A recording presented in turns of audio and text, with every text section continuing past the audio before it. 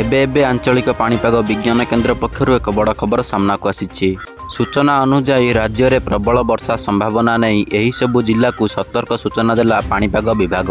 एने केउं जिले में यार प्रभाव अधिकरू अधिक ता नहीं संपूर्ण अपडेट जानिबा, किंतु ता पूर्वर वीडियो गुटे लाइक करंतु, सांगसाथी मानक सहित अधिकरू अधिक मात्रा शेयर करंतु। जदि आम चैनल रे प्रथम थर पई वीडियो देखुथांती ताहेले एबे ही सब्सक्राइब करी बेल आइकन को ऑन करी रखंतु, जहाद्वारा पाणीपागर सठिक सूचना आपण माने एही चैनल रे सर्वप्रथमे पाई परिबे। ताहेले डेरी न करी चलंतु खबर उपरे नजर पकाइबा।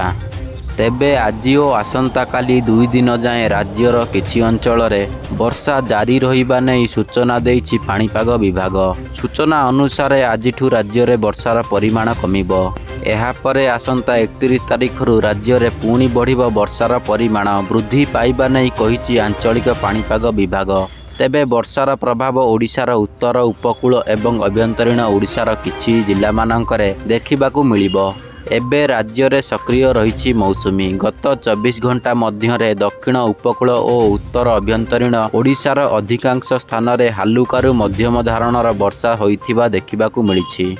आसंता काली मालकानगिरी, कोरापुट, नवरंगपुर, रायगड़ा, गजपति और गंजाम जिले में बिजुली घड़घड़ी सह वर्षा संभावना रहिथिबा आकलन करिछि आंचलिक पाणीपाग विज्ञान केन्द्र।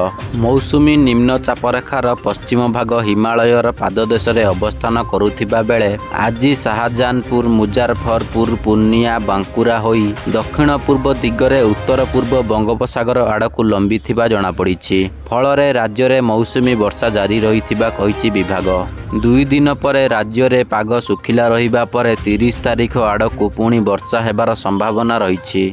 आज राजधानी भुवनेश्वर और यार आखपाख अंचलर पाग मेघुआ रहिबार संभावना रही। हालुकारु मध्यम धारणर वर्षा मध्य होइपारे। दिनर सर्वोच्च तापमात्रा 33 डिग्री सेल्सियस और सर्वनिम्न तापमात्रा 25 डिग्री सेल्सियस मध्य रहिबो।